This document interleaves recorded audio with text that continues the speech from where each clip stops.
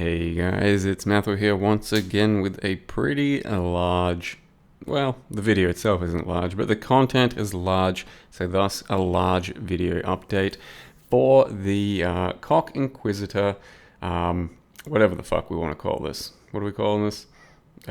Bow, cast on crit, and wave of convictions plus purifying flame.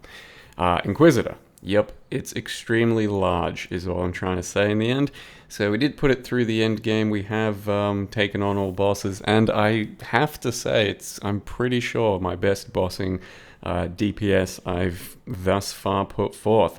Certainly I've put forth some pretty big DPS in the past, and we've gone through a bunch of tests, but only these days do we properly have the biggest tests, including the Feared, your Cirrus, your Maven, all of that. And in the recent league, up till now, nothing's come close to this, I don't think. We did obliterate all of the end game bosses, as you'll see in just a second, and the mapping on this wasn't too bad either. You could build it quite a bit thicker if you want. This was already thick enough for most content, hit level 94 comfortably, and ultimatums aren't too bad. It is slightly annoying being a bow character with barrage and having to stand still, whereas you could basically do a very similar setup to this character with just a exquisite blade, cyclone, and spin around and do cyclones and probably deal similar amounts of damage, though you won't have a Asenath's helm for another wave of conviction, so you'd instead have to focus on just hitting harder with the current setups you have. Likewise, you can change the entire setup to things like Reap, as I have mentioned in the previous Reap character, and one of our viewers that loves Inquisitor, Blackjack King, has done a similar version of this character, but it is with Reap instead. Reap, Spell Cascade, and then you probably will have much nicer bossing, just because, not bossing, sorry, mapping. Just because you'll be actually shitting all these Reaps all over the screen pretty continuously, and it clears quite a bit better. Either way, this is the character we're dealing with, and as you could see, the single target was pretty good. This is also my best ever 5-way. We're not hugely mobile, as you can see, you know, we're just running around normally at a pretty whatever speed, but the clear's pretty good, and the bosses do get instantly shit on, and I've never shit on these bosses quite this hard, I don't think, quite as reliably, because this 5-way did end up going to almost 5 stacks of loot, I think. So yeah, extremely large there as well. And I guess it's to be expected with some Eternity Shroud action. I have made plenty of Eternity Shroud builds that don't come close to the level of DPS we're witnessing here, but then again, not too many, maybe none of them. No, a few of them have been cast on crit, I think. Either way, it's just kind of wave of conviction, the conversion from the Fizz to the Ellie, and then of course, this is my attempt at probably the most powerful Breach Lord fight I've ever tried. Yeah, I mean, it goes well, but not quite super well enough since we die. But yeah, as I was saying, there's nothing too special about most of the character's gear. You'll see it, you can see that it's just some slightly well-rounded stuff. The amulet is basic Awakening Orb action, nothing really hit very nicely. Boots are just whatever. Belt has some resists, gloves have some accuracy.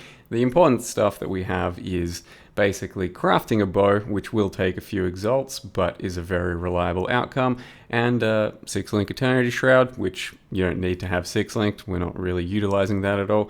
And then lastly, we're using a Shaped Asenaths, which you do get from influenced unique item cards. So I bought that thing for like 30C and then upgraded it through the prophecy, but you can, I believe, trash to treasure it instead and get the same result if you want to copy this build exactly as it is. Problem is, yeah, that ends up making the barrier for entry just a little bit higher, and this is my attempt on the Feared with 170 area. I do still end up clearing it, but I die like right here, and then there's no point just watching me kind of run back in Graveyard Zerg. But this is my attempt on a Feared that doesn't have 170 area, and it definitely is the best Feared I've ever done. So, character's thick, very happy with the outcome. Hope you guys enjoyed the video. I'm going to leave you with a Maven kill, just in case you want to see Maven dying really quickly as well. Thank you very much for watching, and I'll see you next time.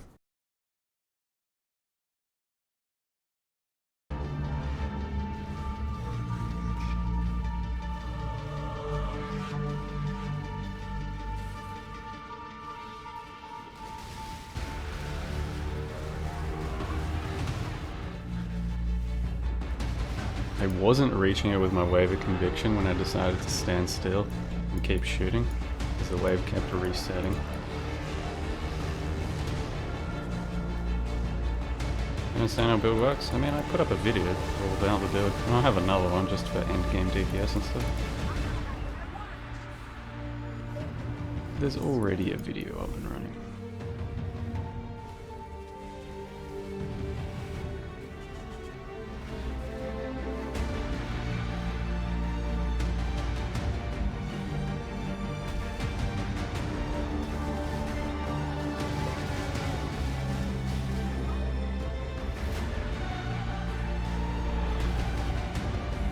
Flask's doing okay, yeah, that's still fine. Sebzen, still 7-3-7.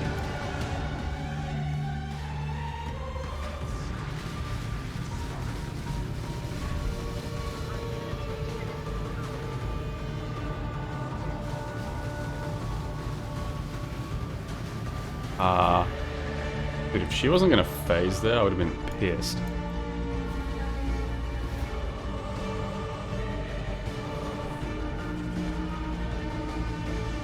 I need flasks, though. Probably should actually wait for some bosses to spawn.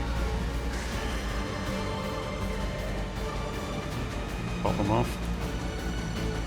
Nice.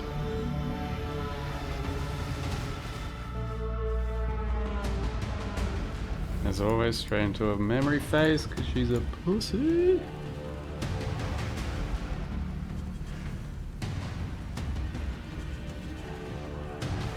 I don't think I remembered that well enough. This? Oh, thank God. She doesn't want to leave the comfort of her home. Yeah, that's fine.